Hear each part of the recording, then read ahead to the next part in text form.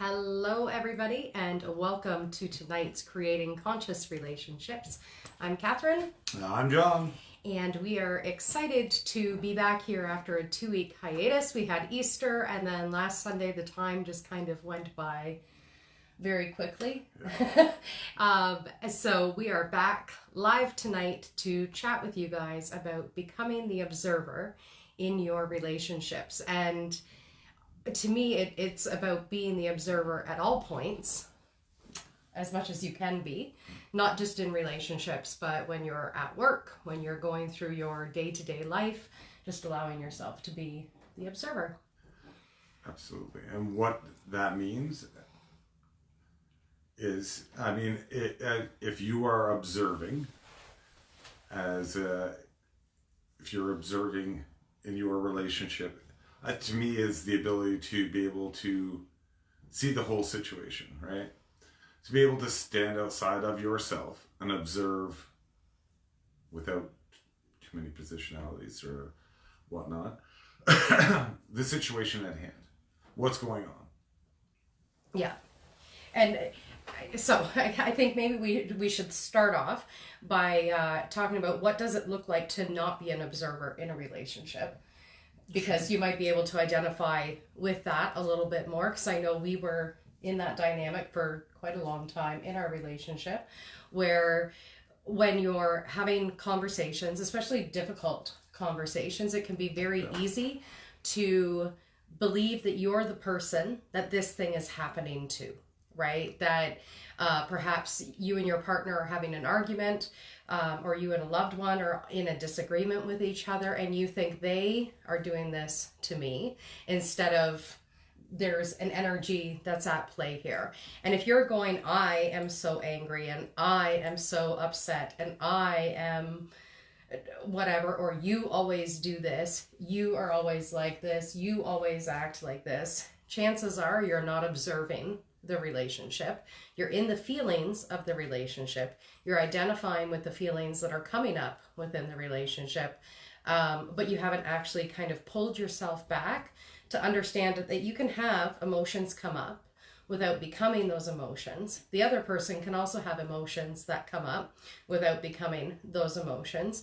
And that you can observe what are the emotions that are happening as you have the conversation. What are the emotions that the other person is having while you're having that conversation, and just viewing it, just like watching TV, you can view it like that. Yeah, it's not having an attachment, right? Again, not having a positionality. It doesn't matter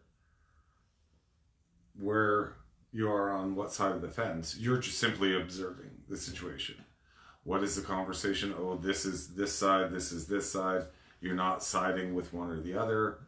You're purely observing what is going on. What is the conversation? What is happening here? Yeah. What are the energies that are at play, so that you can understand and validate all of the energies that are at play, all of the things that are coming up, all of the things that are happening, and not taking it personally.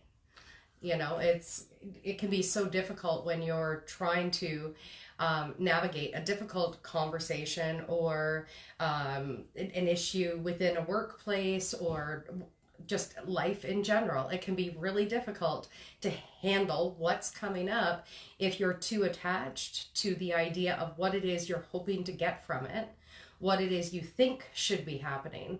And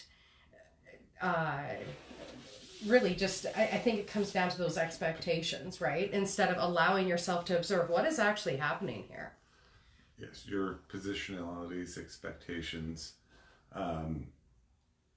Once you are the observer,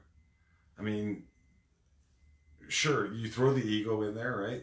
You have two egos, so we have our egos. Yeah. They're going to battle it out. But if you can separate yourself from that and really observe what is going on between us, or between myself or yourself or whatever, all of that positionality starts to fade away.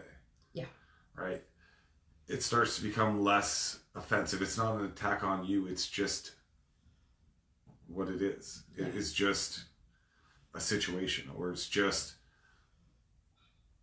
whatever, a disagreement. It's not anything personal. Yeah. And I think it's so important for all of us to recognize that we do have an ego. And it doesn't matter how long you've been doing the spiritual work, how long you've been working on yourself. Even if we had an experience a few weeks ago where we were having a difficult conversation, and I had said, I realize it's an ego part of me that's showing up right now. Do you have an ego part showing up? And he said, no, no, no, no, no. And it was 45 minutes into the conversation that it was like he had gone into an ego part, and neither one of us even seen it happening, as the ego part kind of slipped in, took over, and then it became a little bit more difficult to actually have that conversation until we recognized probably another 45 minutes later, what was actually going on. And it can happen like that, right? So it's important to just give yourself some grace when it does happen, but to always try in those relationship circumstances where there's maybe some difficulty that's coming up, to just go, okay, let's try and observe what's happening within us as we're having this conversation. Let's notice what emotions are being triggered. Let's notice what different words are we using that are triggering different emotions. Again, not to have an expectation of we need to be able to both feel completely great at the end of this, but instead, I just want to understand you better. I want to understand me better. And let's try and get ourselves back to a point of connection at the end of what this is. Yeah, and I would say slow it down, right? Like, if I know when people get in discussions or arguments or disagreements, things tend to move really fast. And it's like, you almost, it's reactory. It's like, oh, you said this, I say this. And it's boom, boom, boom. Just slow it down. Just slow it down a little bit. Try to take in that observer piece. Try to step away from the situation. Remove yourself from the situation if you can. Not physically, but just in your mind, step away. And is this something that I should be upset about?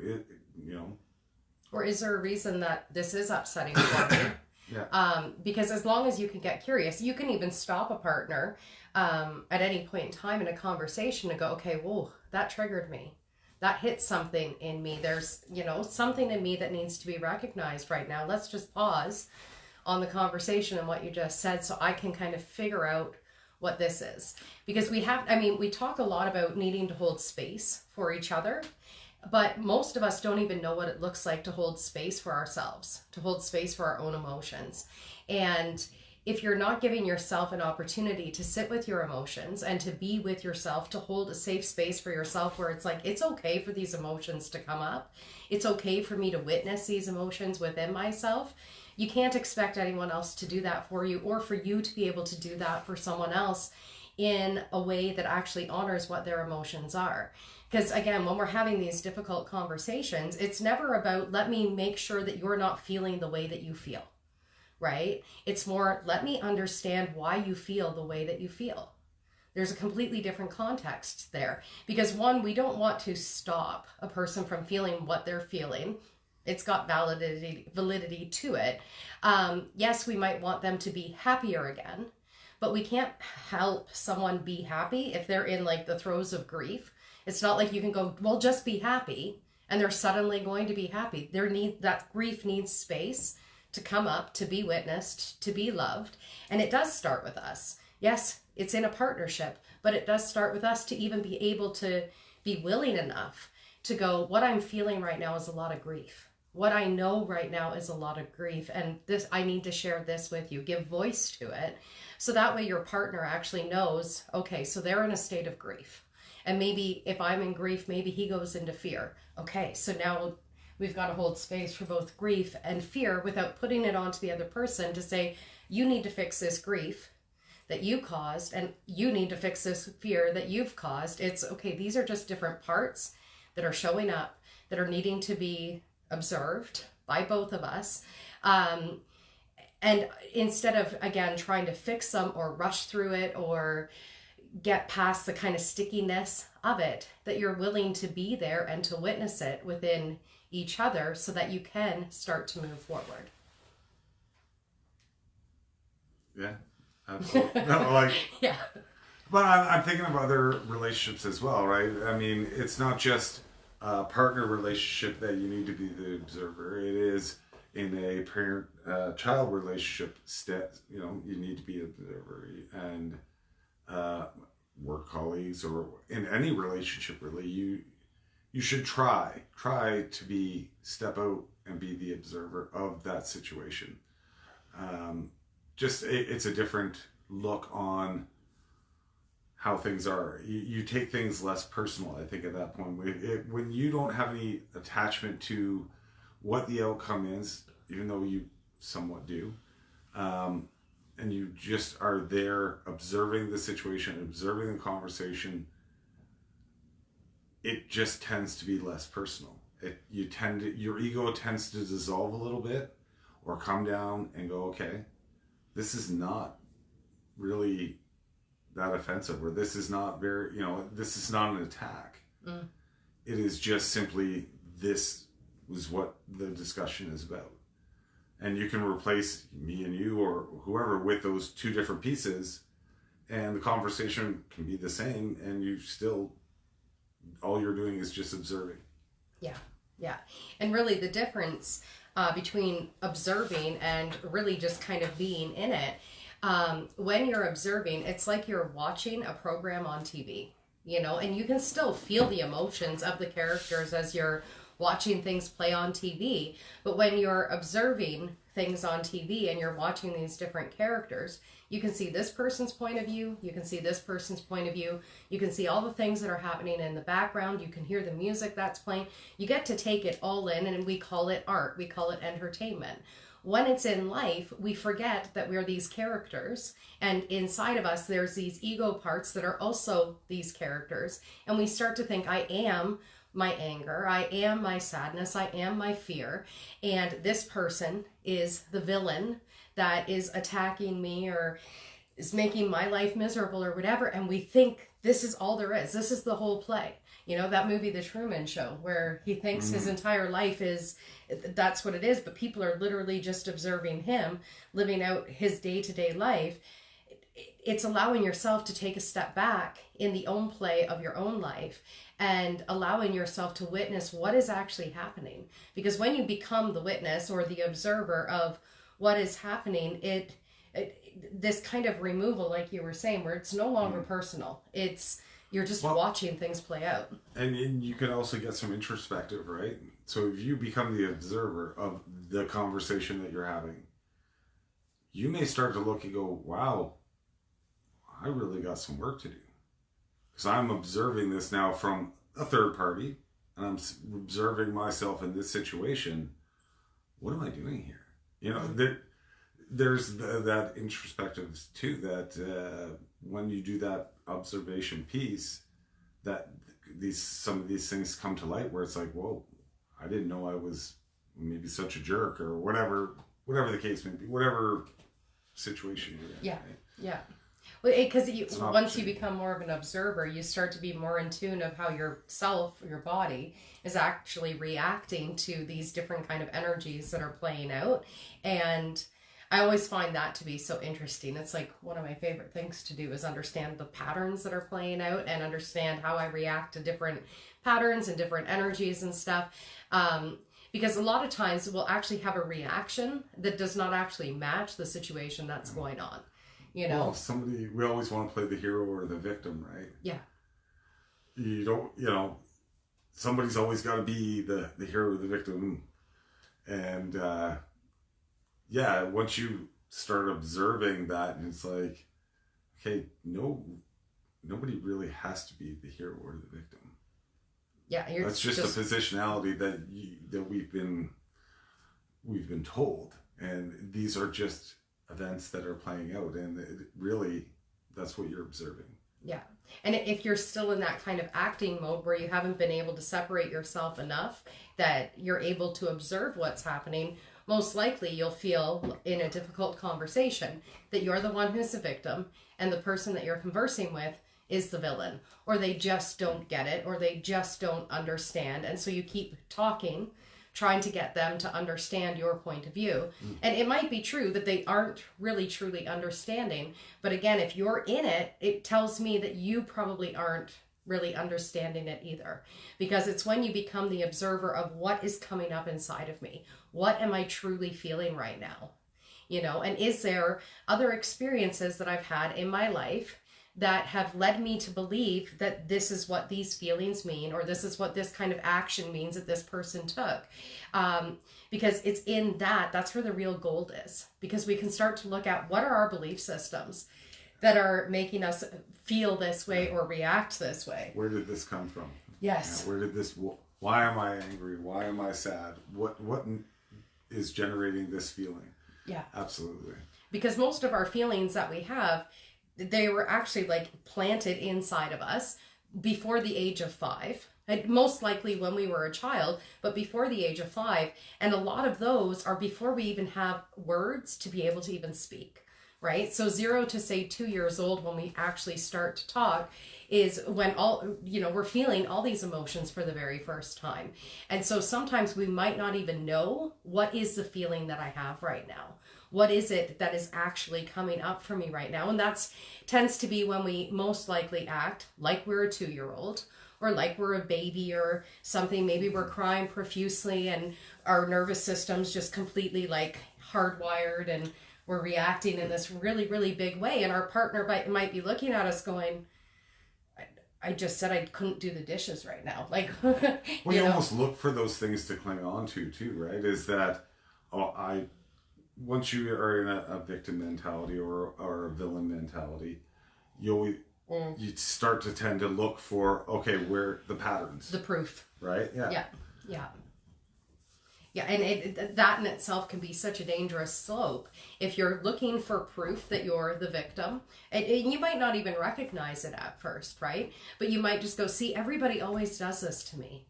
Nobody cares about me. Nobody listens to what I have to say. And we start to look for proof. So we might, talk like this and then go, see, nobody listens.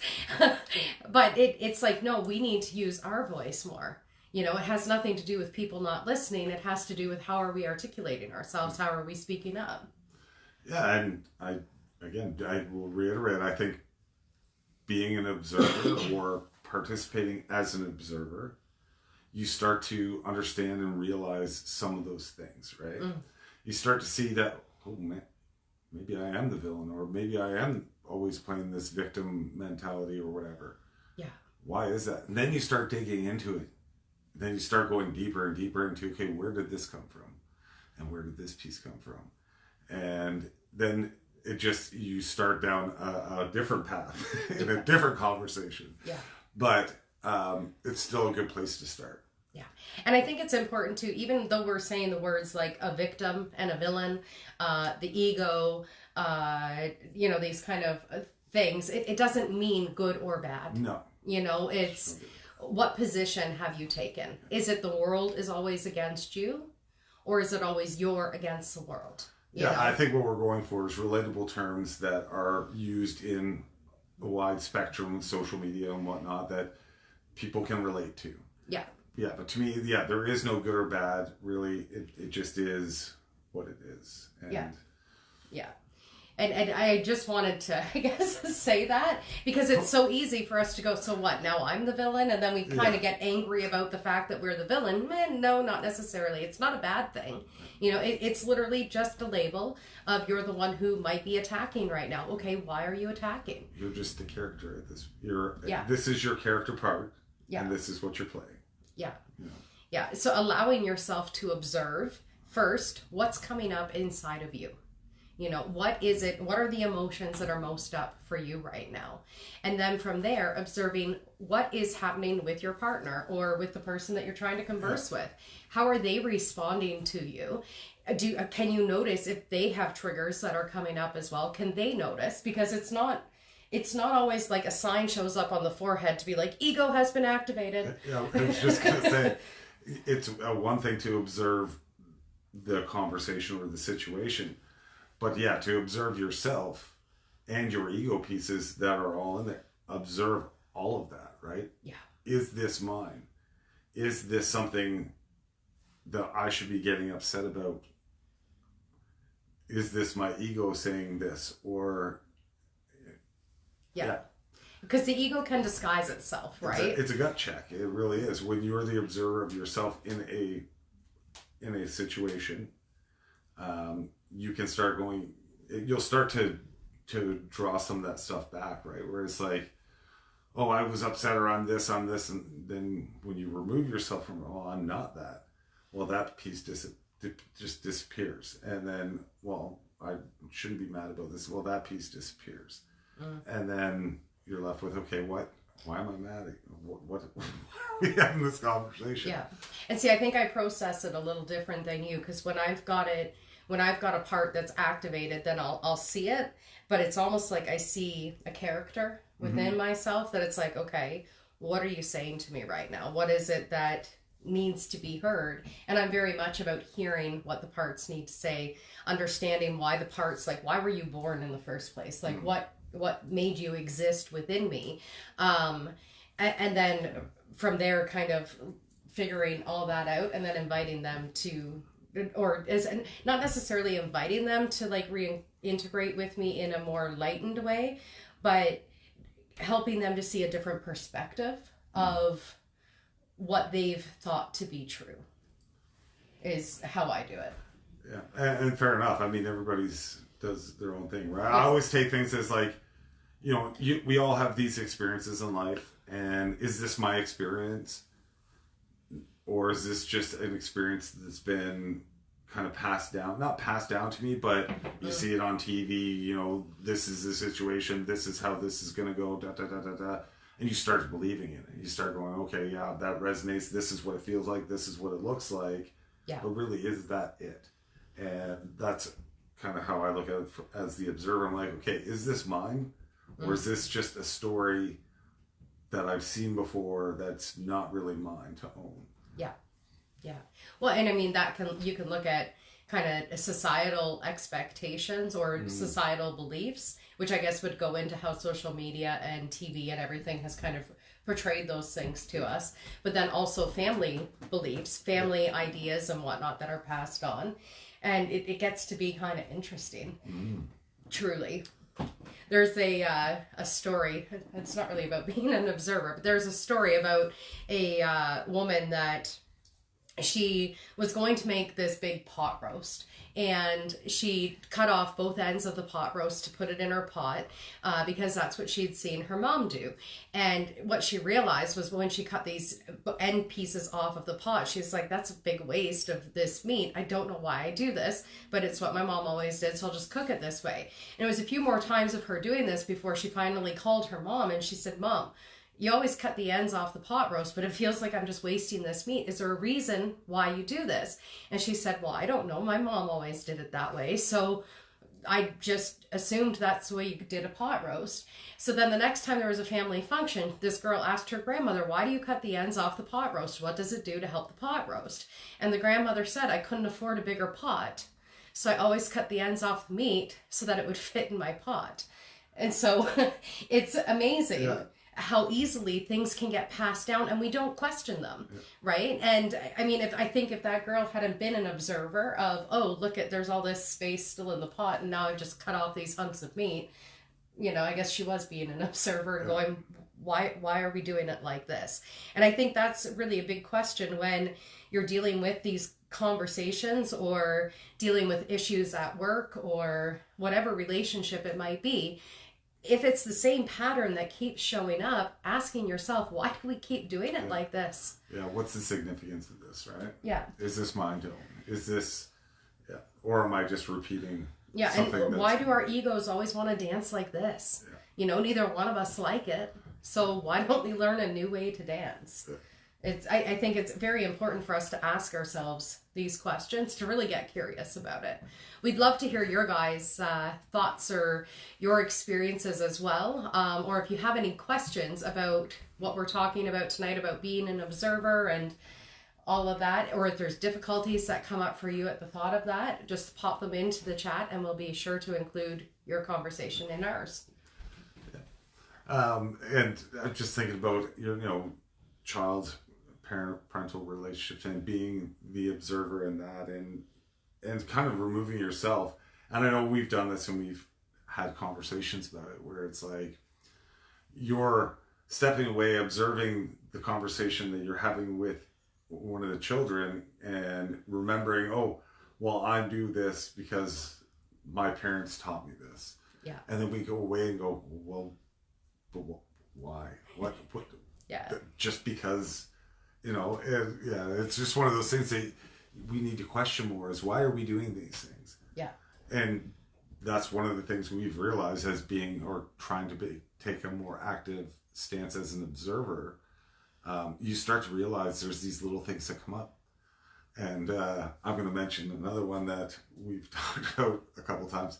Ta-da-da-da. Oh, yeah. Everybody has something they end their sentence with, or a sentence that, whatever, if they're just, da-da-da-da-da. Where did these things come from? And why is it still here? Yeah. These are little things that we've observed. And then we start to go down this road of like, okay, well, this is where this came from. But I would always, get curious about these things. And that's one thing I think that, again, about being an observer is you get curious and you start going down these different paths. So we really need to be as much as an active participant in our lives and in our relationships. We need to also observe ourselves and each other together. Yeah.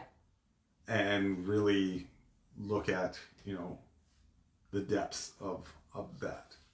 100%. 100%. Because there can be so much more fluidity that can happen within relationships when you're allowing yourself to observe.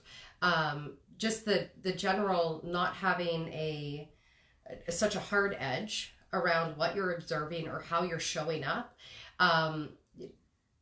When you are in a very egoic kind of state, the energy is very kind of staticky, or it's hard edged, or it's ready to pounce, it's ready to fight, it's ready to just defend itself and argue and whatnot. When you're stepping away from that and you're allowing yourself to become more of the observer, you soften. You're not so much looking for a fight, you're looking to understand. And that in itself, it could honestly be the bridge of peace for humanity if we were all to step into an observer state and just witness what is happening, and to fill whatever voids might be happening, or to fill in whatever kind of fill the blank spaces that are being filled in. Because the ego, when it doesn't have clear answers, when it doesn't have a clear knowing or a deep understanding of what's happening, it kind of starts to fill in the blanks with whatever information it's got. And I'll tell you right now, I don't know about you guys, but my ego fills in the blanks with the worst possible scenarios, with the most unloving, unkind people around me, with like, I'm going to be abandoned, I'm going to be alone, I'm going to be like, it's disaster has hit. That's what my ego fills in the spaces with. And so if I'm not aware of that, and if I'm allowing the ego to really just kind of take over, it can really destroy a relationship very quickly, because it's going, you're going to abandon me. You're not talking to me right now. That's abandonment. I feel completely alone. You're not filling in this gap here or whatever. And it could be something as simple as he had a busy day at work and he's tired when he gets home. And so sometimes those little, if you've got these things that are pinging up, to ask those questions and to not, again, it's not about finger pointing. It's not going, hey, you're not talking to me and now you're making me feel abandoned. It's, okay, I've got, a feeling of, I'm feeling kind of disconnected right now. Don't really know what's going on, but can we talk about it? And it doesn't, and I would say it can happen in real time, but a lot of the time it is after the fact. But you can still observe the situations after the fact. Yeah. You know what I mean? Like, you can go back and look at yesterday and go and look at it from a broader view, broader angle, and go, okay, look at the story, listen to, replay the events in your head, and take a different stance, I guess. Or not take any stance. You have no positionality as an observer, right? So then you can start to break through on some things on both sides as to, okay, maybe I need to work on this, or maybe I need to do that better, or whatever the case may be. Yeah. And I think if you're in a relationship where you guys are both respectful enough to each other that you're wanting to have these kinds of conversations with each other, you could come back to each other tomorrow if today was the issue. Tomorrow you could go, let's sit down and let's kind of digest what happened yesterday.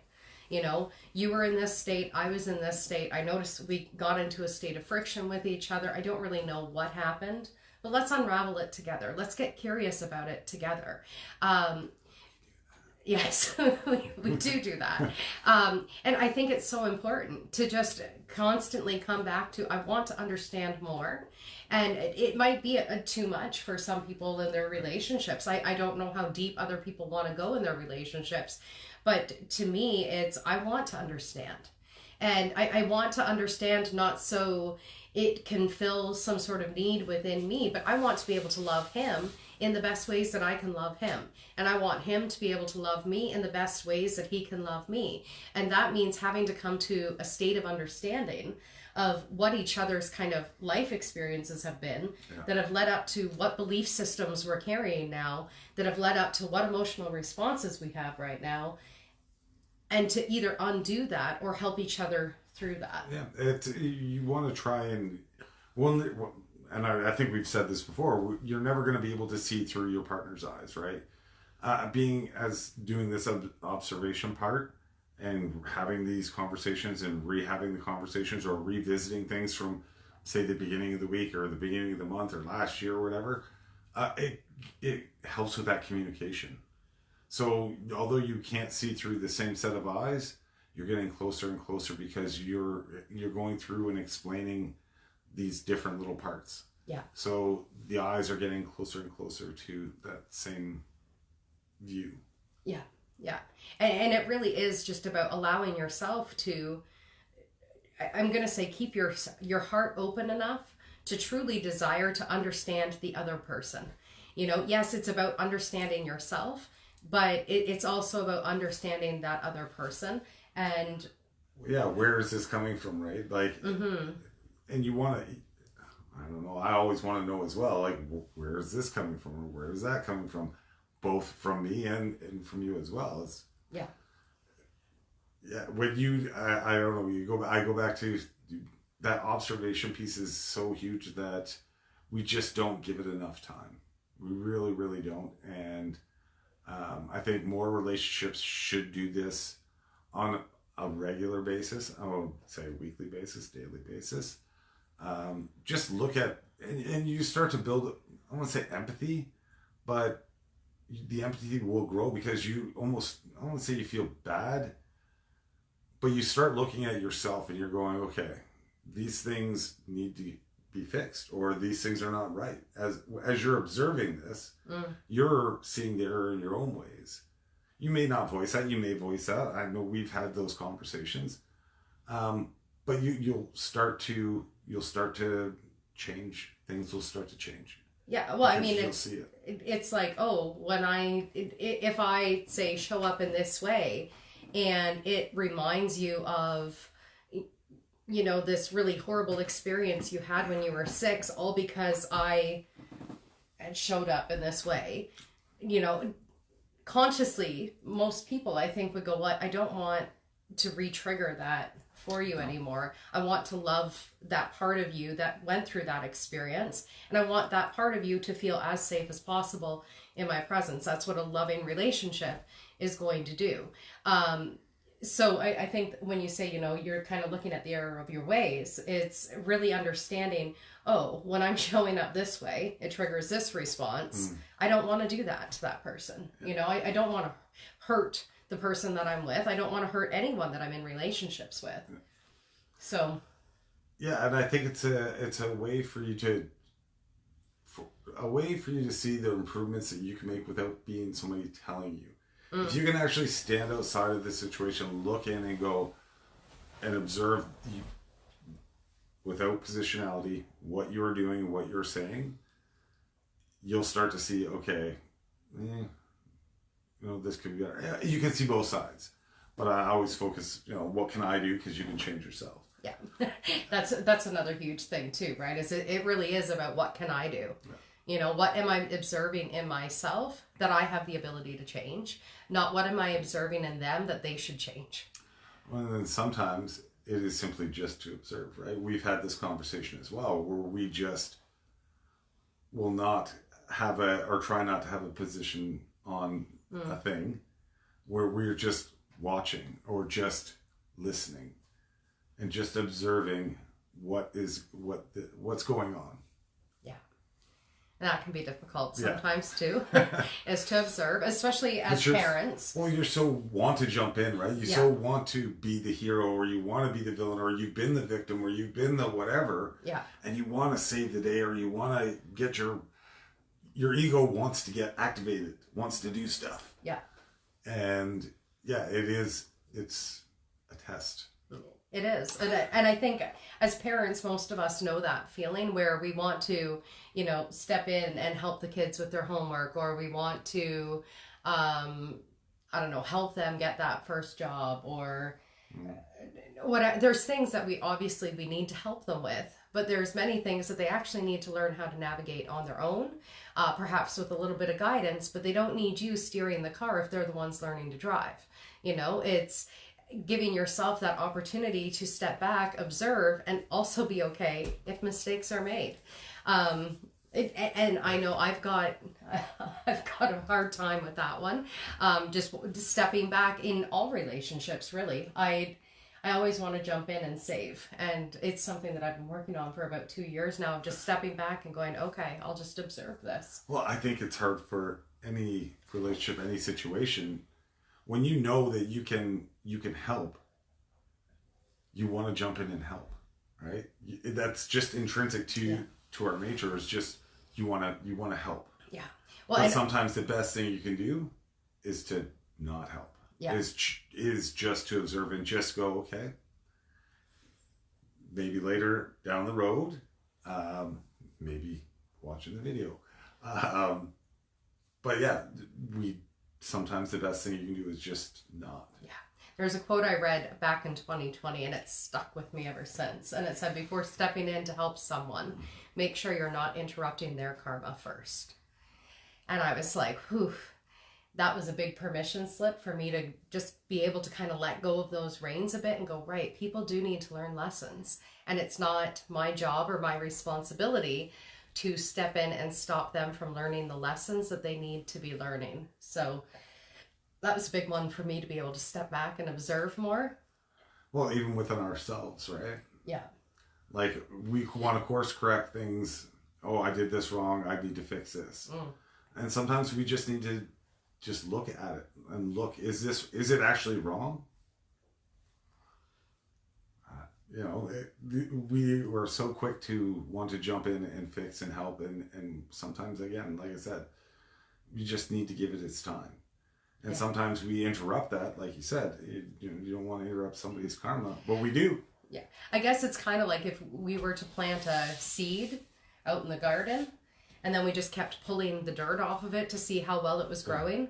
It would not allow it to grow the way that it needs to. But we can observe the dirt, you know, and we can have trust that within the dirt, something's happening. There's something taking root, you know, and just keep observing. Yeah. And sometimes in the observing is when the magic happens, right? Yeah. What's going on underneath and what's going on in the depths of the people, is sometimes that's where the magic does happen. So yeah, sometimes you got to be the observer. Yeah, and it can be fun to be the observer. I know we kind of talked about it being a little challenging at times, or difficult to even know when you've stepped back into ego versus when you're allowing yourself to observe.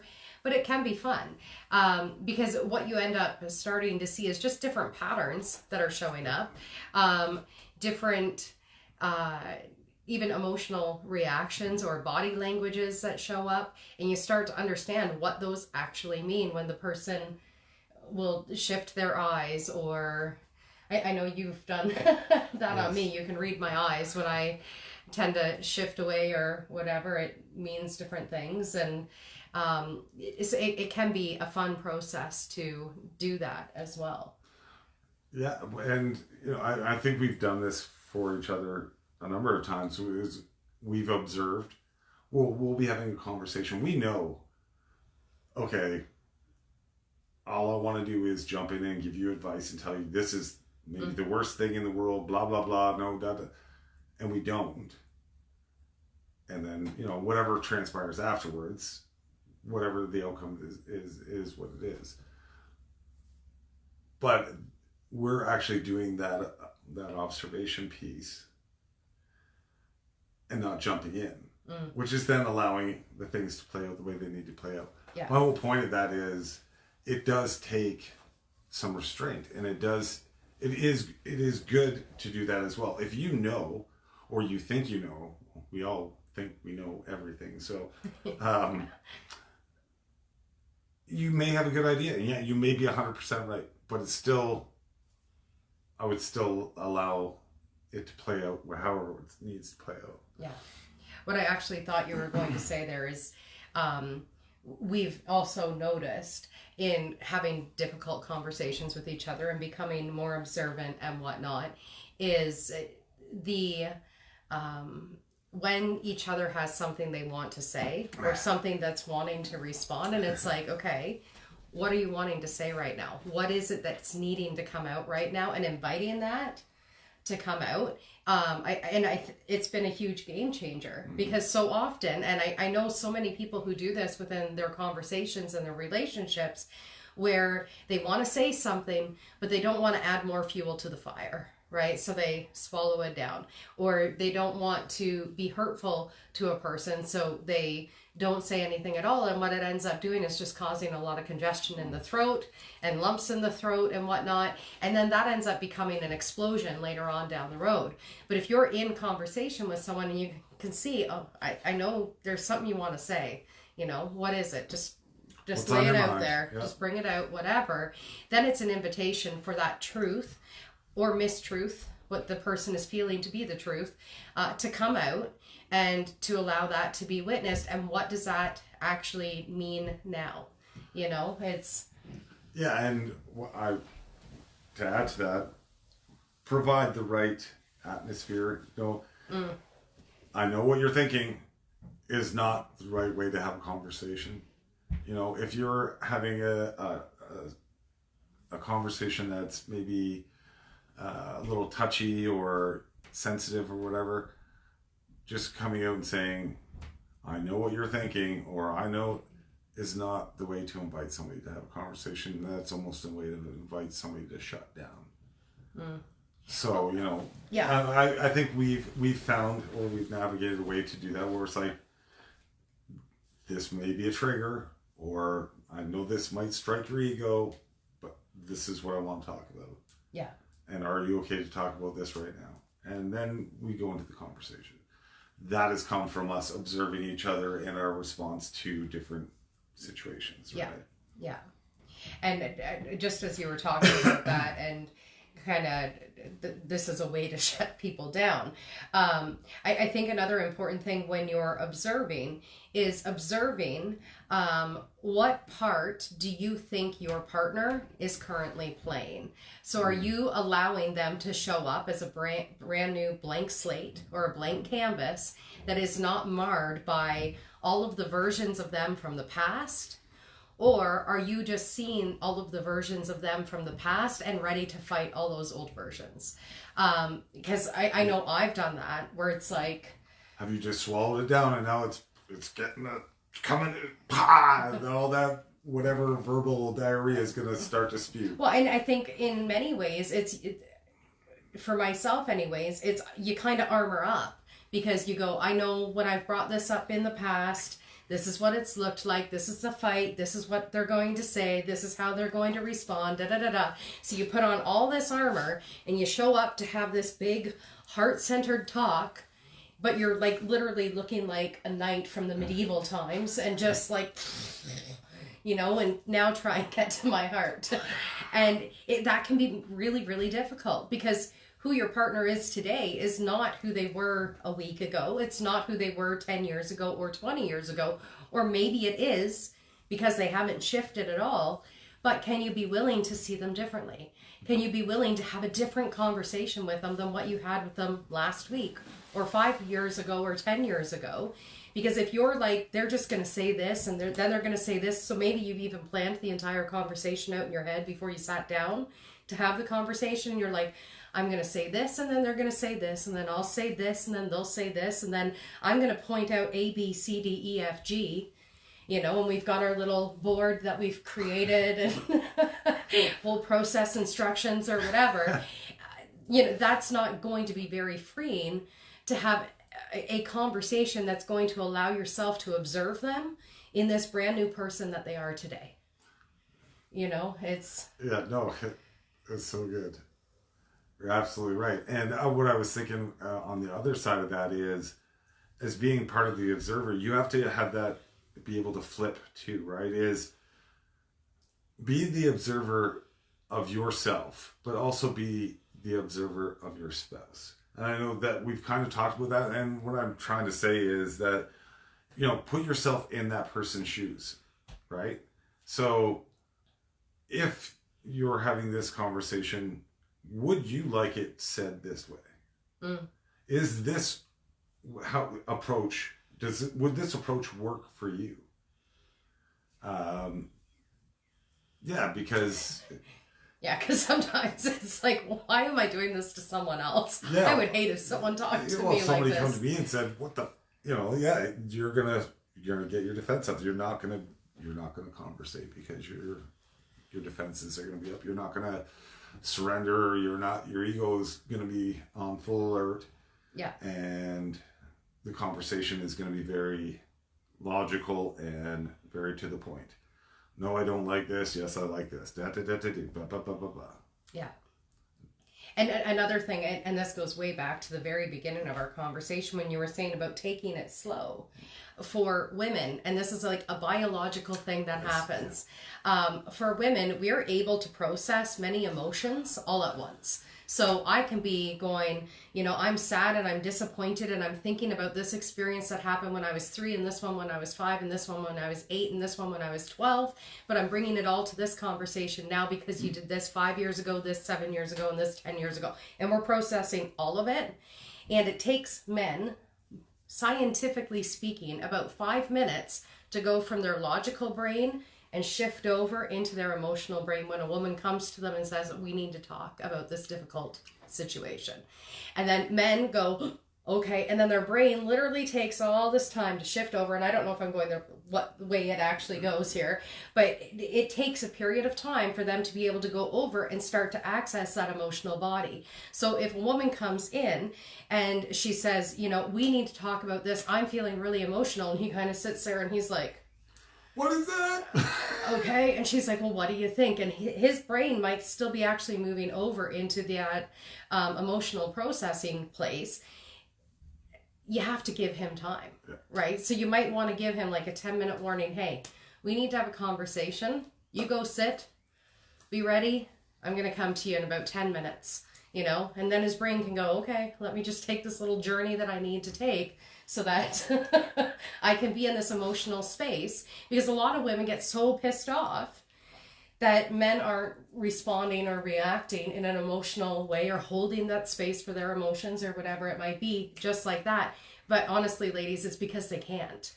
You know, it's... No, I mean, we're very logic based too, right? So even to go into the emotion, to switch over to emotion, we're still going back to logic. Yeah. We're saying, okay, we can get to an emotional state, but it's going to take... And this is how it's going to look. Yeah. So there is a different process that does happen. I know there is the book, what is it? Women are from Venus and men are from Mars, or women from Mars, women are from Venus, I think. But yeah, whatever it is. I don't think I've read it. I don't think he's read it either. But there is obvious differences that do happen between the way men and women do process things and the way that they respond to things as well. So I think that's also an important piece to take into consideration. And if you're parents, you've probably noticed this in raising boys and raising girls. If you've had the experience of raising both, that there is a different kind of emotional capacity and dynamic that ends up happening within those conversations and what that actually looks like. agree with you. So it's, thank you. That was me observing. So again, if anybody has any questions or anything that they want to share, please add it into the conversation. I'm going to pull over our jar now, and we're going to pick our question of the day to see. But again, if you guys have anything, just throw it underneath. And I would challenge everybody, as I have done in the past, that, if you're not observing your relationships, try it out. I'm not saying that, journal about it or, write some notes down, but you'll start to see things. You'll start to notice things about yourself. If you can step away and make it as like you're a third party in this relationship, and you're noticing and you're taking notes of what you're doing and what the other person is doing, you'll start to see things start to fall away. You'll start to see some of your positions that you're like, oh no, this is right or this is wrong. Yeah, you'll start to see things a little bit differently. Yeah, and we invite you to just try it on this week. Yeah. See what it's like to observe, even in just one conversation. And if you're sitting here watching with your partner, maybe you guys can make a commitment with each other to sit down and have a conversation as the observers, and just noticing what's coming up for you. What does that look like? What does that feel like? And you're not blaming anybody for what they've got coming up. You're just kind of witnessing and going, okay, oh, I never realized that. It's just observing. Yeah. There's no attachment to it. There's no, oh, I never realized nothing. You're just, oh, okay. This is what I'm seeing. This is what I'm hearing. This is what I'm smelling. Whatever. You're purely observing the situation. Yeah. You can then take that away and then maybe change or look at some of your positionalities of the situation. But in that moment, just purely observe. Yeah. But I'm just saying, if they're having a conversation with each other, to be observing with each other kind of what is coming up within them. And then if you're observing your partner as well, to understand what is coming up for them. Mm-hmm. And as long as you guys are both vocalizing back and forth, like, okay, well, that brings this up for me or whatever. And I guess this is another thing I want to add, because there's a meme on Facebook that's like, if they interrupt you to tell you how that makes them feel, then, this person isn't holding space and they don't deserve your respect or whatever. No. Okay. This is not how it works in relationships. If you're saying, I'm feeling like this right now, it's important that they go, okay, I understand that. But if you saying that actually triggers something in them, they should be able to bring that forward now without it being all about them, where you can observe, okay, this kind of response from me brings this up in them. Okay, that's good to know. It's not that they're making it all about them. There's two of you in a relationship. There's two of you that have emotions that are coming up right now. And just because you have a lot of emotions that are coming up doesn't mean the other person doesn't have emotions that are coming up that also need space held for them. And so to me, and it's a really delicate dance to be able to go back and forth and to feel all these big emotions that are coming up. But it's the only way we can truly connect with one another and truly understand one another, is if we're willing to witness how, even us processing emotions can trigger the other person that we're with. Yeah. Absolutely. That was spot on. I'm on it tonight. All right. I'm pulling our question. Oh, interesting. Okay. What is the role of art in society? We don't have time for this. Well, I think that's such a great question. I think it is a great question. I think art has been, is an expression of the soul. Art is something that we have not paid enough attention to. It is something that should play a bigger factor in society that it doesn't. We speak with shapes and whatnot from infancy. We speak with our expression. And our expression comes out in way of art. If you can't speak, you can't see. You can still create. Yeah. And it's just something that gets downplayed. Yeah. Like, oh yes, it looks nice. It looks beautiful. But this is actually a story. And there's actually emotions tied to this. Yeah. And there's actually a deeper meaning to this. Yeah. You know, it's well, just... And just going with our theme tonight, this is why I kind of giggled when I pulled this out. Because what is an artist? It's someone who's observed something and they're expressing it. You know, whether it's they've observed an emotion and they need to express it through music or through painting or through doing a sculpture or whatever. They've observed something beautiful. They want to capture it. You know, art is the expression of the observer. It's... Yeah, and to me, it's something we should be looking more into deeper than what we do. You know, we look at, like I said, we look at things and we go, oh, this is nice. But, you know, you can not judge somebody's character, but you can understand somebody by their art. You know, and with their art drastically changes or what was going on back, you know, you look at the hieroglyphs are art. Yeah. But they were telling a story of their lives, of what was going on, what things were happening at that point in time. Yeah. And I think more and more we just go, oh, that looks beautiful, or that would look nice over here, and we don't we don't really pay all the attention to it as to being that observer piece, right? What was going on? What was going on at this point in time, and how are you feeling? And we don't. Yeah. We just, oh, it looks nice. But I mean, that goes into the observer, right? Like when you go to an art gallery, you're there to observe what the artist has created. And I guess I think it's so beautiful that this became the question, because it's really, what can you observe? What kind of art or artistry can you observe within your partner or within your relationships? You know, how are you flowing these colors together, or how are you singing in harmony with each other, or how are you sculpting together? How are you dancing together? I keep going like this because it is kind of this intertwining mix. Yeah. And I think really art has carried society throughout multi-generations, more so than anything else. It's art, and then community and connection is kind of what is the basis of society.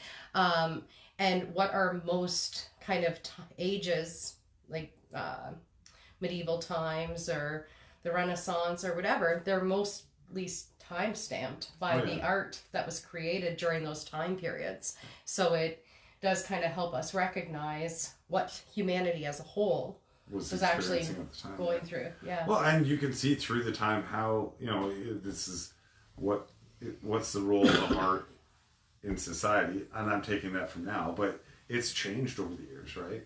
Yeah. Like art has been a bigger or smaller, and you know, with the internet and with whatnot, social media and all the other different platforms and whatnot, art is it's readily available. At one point it was, you know, you had to go to a place. Yeah, and you had to be very rich to be able to learn how to do art. And yeah. That's a great question. Yes.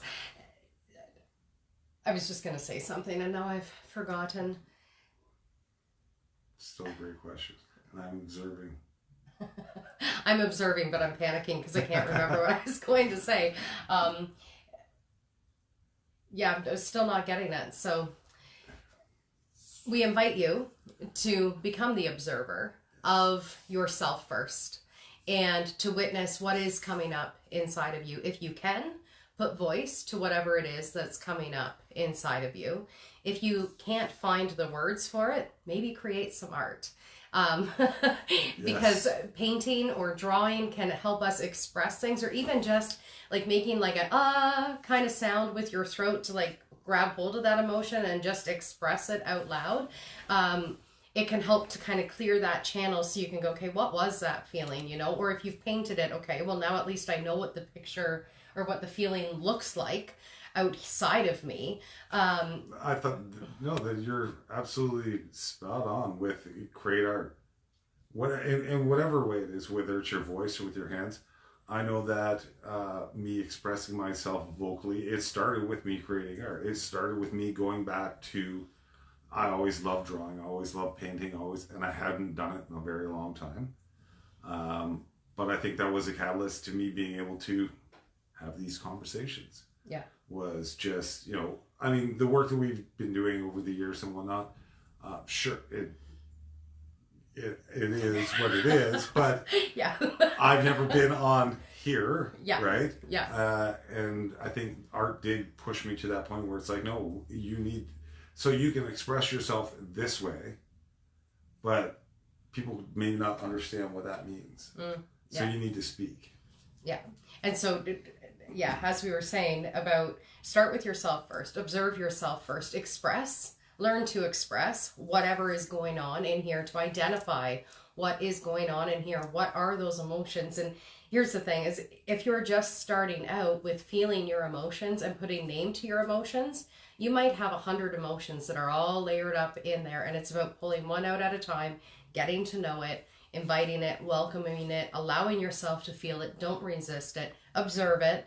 Watch it do its thing, and then pull the next one out. If you can bring observation into your relationship, I understand some people might not have a relationship, or some people might feel like they're in too difficult of a relationship right now to be able to even bring up the conversation of having an observation in relationship. But at least start with yourself, because that relationship you have with yourself is your number one priority. And ideally, everybody gets to start having partnerships or friendships, other relationships that will honor them, and everyone can be an observer together, and everybody's sitting there observing and whatnot. No one's taking it personal or anything. But first, start with you, and allow yourself to observe what's coming up without putting any attachment onto anybody else. It's no one else's problem that you've got these emotions coming up. Allow yourself to be there for them. Hold on to them. Hold space for them. Allow yourself to let them go. Just be the observer of your life, of your relationships. And it really does make things a lot easier, I believe, to just observe it. So, yeah. Thank you, everyone, for joining us here tonight. As always, if you have any questions or topics that you would like to share with us, feel free to private message Catherine Graham at Compassion with Catherine, or you can email us at info@compassionwithcatherine.com. We look forward to hearing from you, and we will be back again next Sunday to talk about... We don't know. We're waiting for you guys to tell us. How's that sound? Yes. We'll find something interesting to talk about. Technically, what we do is we observe the week that we have and notice what is the pattern that comes up the most for us, and then we come back the following week and go, this is what we need to be talking about. I observed a lot of times where people should have been observing this week, so let's talk about observing. Anyways, thank you so much for joining us. We look forward to seeing you next week, and as always, feel free to message us with any questions or comments, or if there's a topic that you're like, I really just need someone to talk to me about this, by all means, we would love to do that too. Have a great night, everyone. Thank you.